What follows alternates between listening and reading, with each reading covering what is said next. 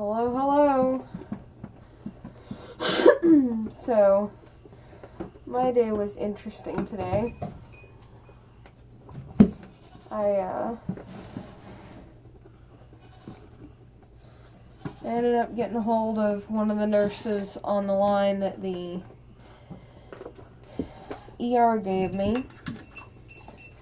And she said to go ahead and go get tested. There we go. So, I went by the office they sent me to, ran them down on everything that was going on.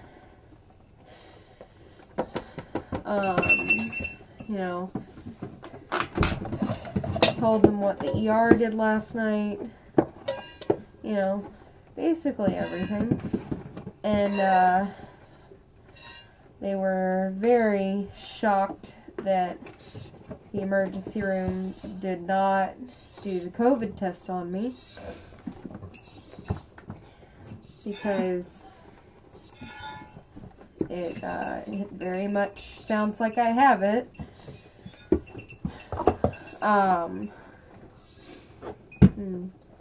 They have no idea why, if the flu test came back negative and everything essentially looks perfectly fine, why they would not run the test on me.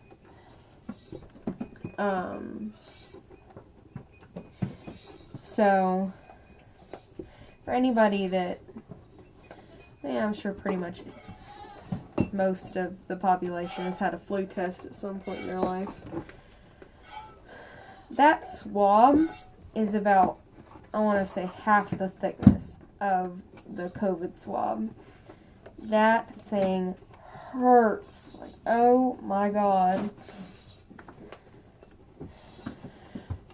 I cried. I had to put that thing back because the doctor, she wouldn't do it. She said I had to do it. Probably because you're coming in such close contact with somebody's face. So, I had to put the swab back down through my nose about, I want to say it was 3 or 4 inches. I really didn't look at it too long. Makes it not as bad if you don't think about what you're doing. And had to do both sides. And once it was in there, it was kind of, it was okay. But when you had to twist it, with the flu swab, they stick it in and they twist it and they pull it right out. I cannot remember anything hurting that bad. Facial wise. I knocked the tooth out with a 2x4 on purpose when I was 9 or 10. My papa told me to do it. He said if I wanted to lose the tooth faster, just hit myself in the face with a 2x4. And I thought, oh, that's a great idea. And so I did it. Didn't lose the tooth. Busted my lip. It loosened the tooth, but not enough for it to fall out. So, that's on smart things you do when you're young. But, and when you cry, your nose runs. That didn't help anything. Because I've been coughing and still can't hardly breathe. Learning to use an inhaler is definitely a different experience.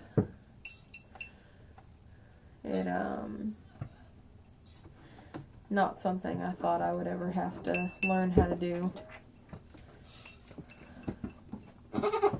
I'm having to take it every 4 to 5 hours instead of the instructed 6 because I'm having too much trouble breathing around the 5-hour mark.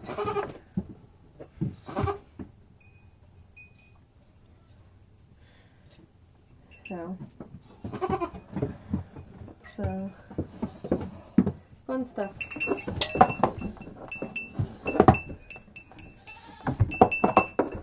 Hold still. Hold still. Hold still. Hold still. We're almost done. I promise. So, I was in that office for, I want to say, 2 hours. The first 45 minutes I was actually there after I'd technically been checked in. I had to sit outside. Because they don't want anybody that potentially has COVID to even come in the building until they're ready to be walked back. I felt so bad because I got so dizzy when I stood up because the shortness of breath had gotten a lot worse for some reason. And I didn't realize it till I stood up that I was really dizzy. And I didn't even say anything to the nurse, and she said, "Do I need to get you a wheelchair?" Like, no, I don't need a wheelchair. I think I'm all right. I just a little unsteady. She said, "Well, grab my arm. I can wash my arm, but I don't need you to fall on me." Told her I would hold down closer to her wrist if that made her feel better. Washing up to your wrist is a lot easier than having to wash up past your elbows. I think one of my personal biggest pet peeves about going to the doctor with somebody or having to go to the doctor, anything like that, is seeing the people that are so rude to nurses and doctors just because they're trying to do their stinking job. Like, just because you sprain your ankle or you have a headache or whatever doesn't mean you have to be rude to them just because they have a job to do. I mean, it's the same thing with food service workers, but that's a whole nother deal. I mean, like, I was talking with my boyfriend, and I told him about how many times between one place to another that I got asked if I was an asthmatic or a smoker. And he said, "Well, you should just make a sign so you don't have to keep answering questions." I said, "No, that's really, really rude. Like, if somebody did that to me, I'd probably slap them. Because it's really rude. I mean, it's not my fault that I need to know these questions. Like, it's just something they need to know. And they ask a lot of questions because, hey, what if somebody didn't write it down? Or, hey, what if somebody forgot before they write it down? You know? Like, there's a lot. And I hate that I have to explain that. And it doesn't just make sense that you shouldn't be rude to the people that are, you know, taking care of you.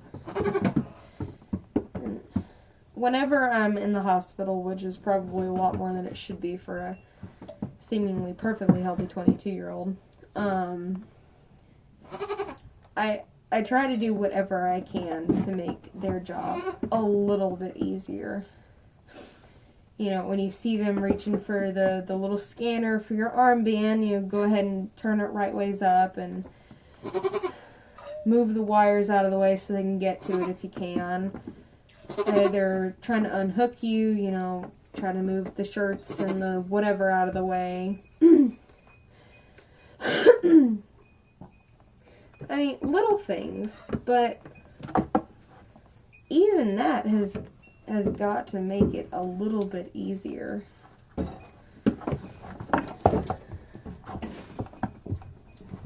I mean, when I was, I had to have an emergency C-section with my daughter. And at the point that I got taken back, I hadn't eaten in, 3 days almost. Because they were trying to get my blood pressure down, and they were worried they were going to have to take me back because I wasn't reacting like they thought I would.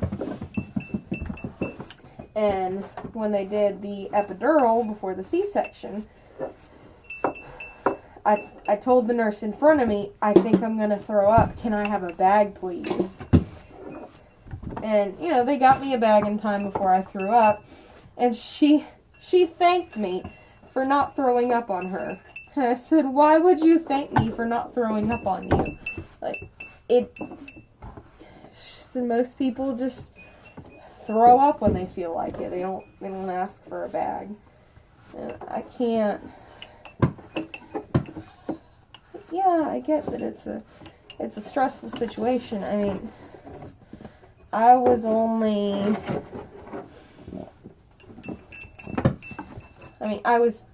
10 weeks from my due date. So I was nervous as all get out. I was worried. I've never had a kid before, and the only C-section anyone that I know of has had, they were all planned. So I had no idea what I was expecting. And the only thing I knew was that there was something wrong, and they didn't completely know what. And even in that situation, I still told the nurse before I was going to throw up that I needed a bag because I did not want to throw up on her. Of course, all it was stomach acid, but I don't know about you, but I don't want to be wearing stomach acid. Because who knows how long she would have had to be there after that. You know, maybe it was the end of her shift. Maybe it didn't matter, but at the same time, it's not the point. Just, there's so many little things that people could do that can make everybody else's lives easier, but people are such self-centered, you know, me kind of people. They don't care. They don't care about the person they just yelled at in the drive-thru for not getting the ketchup that they didn't ask for, or accidentally putting ice in the no ice drink. You don't have to yell, you just have to, hey, you know, this was supposed to have no ice. And, oh yeah, sure, no problem, we'll just remake that for you. No big deal, no muss, no fuss. Nobody's mad, nobody's nothing. But if you sit there and cuss somebody out because they accidentally put ice in your drink, guarantee you're going to be what they talk about for the next 15 minutes and make fun of with their coworkers. Guarantee. Because when you have a day like that, and when you have people like that, one of the best things to help you get through that day and not want to scream and quit, because it happens a lot, and it can get really bad. It can get really rough. It can get really frustrating. And being in a profession like that, you can't just turn around and, hey, cool your jets, dude. You know, it's not... You can't do that, because even if the other person is in the wrong, you'll still lose your job for it. Likely, you know. Not always the case, but in the least you'll get in a decent amount of trouble.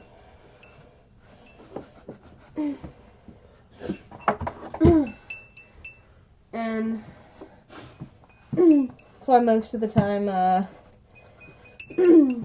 management will allow it, because you can't just go mouth off to people when they mouth off to you. You got to sit there and you got to take it, no matter how bad it gets.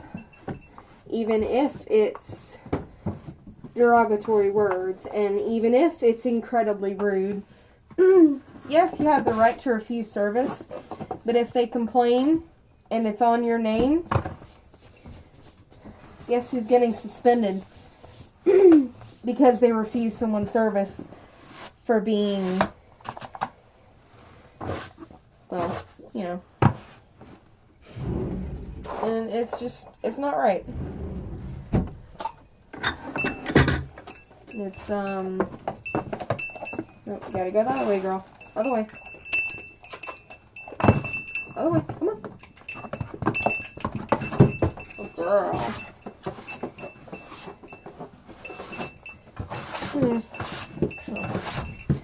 Sorry about the rant, it's just... I'm out of work for a week until the test results come back. Or until,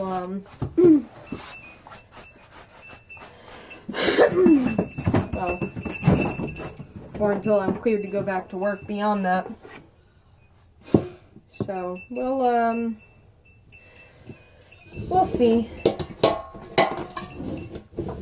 But me and my Batman mask will maybe be back tomorrow morning.